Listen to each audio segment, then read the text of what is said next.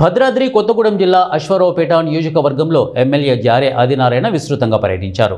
ఇక గండుగులపల్లిలో 10వ తరగతి విద్యార్థులకు ఎగ్జామ్స్ మెటీరియల్స్ పంపిణీ చేసిన ఎమ్మెల్యే నియోజకవర్గంలో ముఖ్యమంత్రి సహాయ నిధికి దరఖాస్తు చేసుకున్న లబ్ధిదారులకు 16,46,000 రూపాయల చెక్కులను అందజేశారు. అన్నపురెడ్డిపల్లెలో ధాన్యం కొనుగోలు కేంద్రం ప్రారంభించి అశ్వారావుపేట మండలంలో నిర్మాణాలు పూర్తి చేసుకున్న ఇందిరమ్మ ఇళ్లలో గృహప్రవేశ కార్యక్రమంలో పాల్గొన్నారు.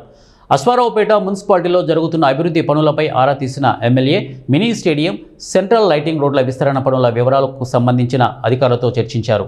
అంతేగాని అయ్యో నేను వేరే జెండా పట్టే ఈ పార్టీ ఆఫీస్కి ఆయన వెళ్ళలేమని మీరు ఏం కోరుకోదని చెప్పండి. ఎవరు వచ్చినా చిందురా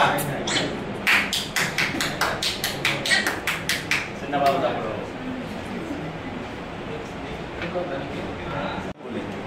అంటే మీరు ఇంకా నా దగ్గర చెక్కులు ఉన్నాయి, అన్ని మండలాలు ఇస్తూ తిరుగుతా ఉన్నా. కాబట్టి మంచి పథకం ఉందని మీరు చెప్పాలని చెప్పేసి కోరుతా ఉన్నాను. అదేవిధంగా ఈరోజు ఈ యొక్క సంక్షేమ